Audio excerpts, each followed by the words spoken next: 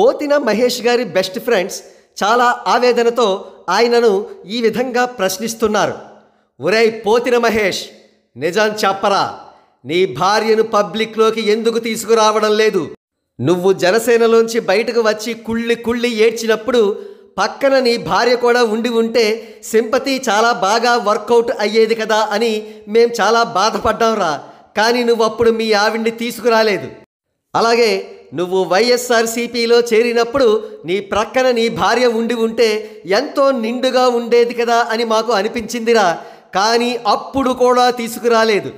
అంతేకాదు, జనసేనాని పవన్ కళ్యాణ్ గారికి వ్యతిరేకంగా నువ్వు ప్రెస్ మీట్స్ పెట్టి ఆయనపై ఎన్నో చక్కటి అవాకులు చవాకులు ప్రేలుతూ ఉన్నప్పుడు ప్రక్కన నీ భార్య కూడా ఉండి ఆయనను విమర్శిస్తే ఎంతో అందం ఎంతో చందం అని మాకు అనిపించిందిరా.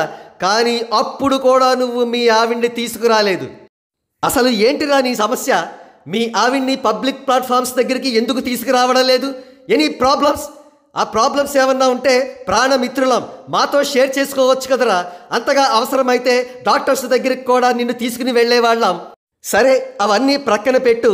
ఏదైనా ప్రాబ్లం ఉంటే నీలో నువ్వే కుమిలిపోతే అది నీకే పరిమితం అయ్యేది. కానీ నువ్వేంట్రా నీకున్న సమస్యను ఊరంతా వెదజల్లుతావు? ప్రాబ్లమ్స్ ఎన్నెన్నో నీలో పెట్టుకుని పవన్ కళ్యాణ్ గారు ఆయన భార్య అన్నా లెజినవో గారి మీద పడి ఏడుస్తావేంట్రా? అన్నగారు పవన్ కళ్యాణ్ గారి నామినేషన్కి రాలేదని, ఆయన ప్రచార సభలకు రాలేదని ఎందుకురా ఏడుస్తావు? ఆవిడ ఓటు వేయడానికి పవన్ కళ్యాణ్ గారితో పాటు వచ్చారు కదా, అది కూడా నీకు సరిపోలేదా?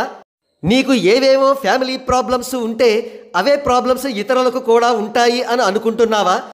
పేటీఎం ద్వారా నీకు కోట్ల రూపాయలు అందితే అంది ఉండవచ్చు గాక, కానీ అదేవిధంగా పవన్ కళ్యాణ్ గారు కూడా అందుకుంటూ ఉంటారని అనుకుంటున్నావా? నీకు ఉన్న ప్రతి ఒక్క సైకలాజికల్ డిజార్డర్ను కూడా ఇతరులకు అప్లై చేయడం మానేసి ఇమీడియట్గా సైకియాట్రిస్ట్కి చూపించుకోరా బాబు. దానికి మేం కోఆపరేట్ చేస్తాం, నీ కూడా ఉంటాం. బెస్ట్ ఫ్రెండ్స్గా అది మా కర్తవ్యం కూడా అని ముగించారు పోతిన మహేష్ బెస్ట్ ఫ్రెండ్స్.